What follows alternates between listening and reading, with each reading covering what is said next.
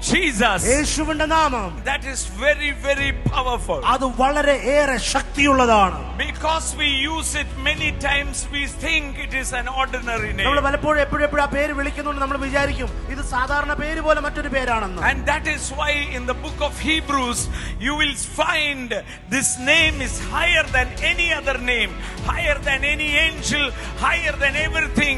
It says better, better, better, better. അതുകൊണ്ടാണ് എബ്രായർക്കെഴുതിയ ലേഖനം നിങ്ങൾ വായിക്കുമ്പോൾ അവിടെ വ്യക്തമായിട്ട് ഇങ്ങനെ എഴുതിയിരിക്കുന്നു, അവന്റെ നാമം സകല നാമത്തെക്കാളും ഉന്നതമായ നാമം. When you shout that name, ആ നാമം നിങ്ങൾ വിളിച്ചു പറയുമ്പോൾ, number one, ഒന്നാമത് you are being qualified for using that name. നിങ്ങൾ ആ നാമം വിളിക്കുവാൻ നിങ്ങളെ ദൈവം യോഗ്യതയുള്ളവരാക്കി തീർത്തതാണ്. Even the angels cannot use that name. എന്തിനാ പറയുന്നത്? ദൂതന്മാർക്ക് പോലും ആ നാമം ഉച്ചരിക്കുവാൻ കഴിയില്ല.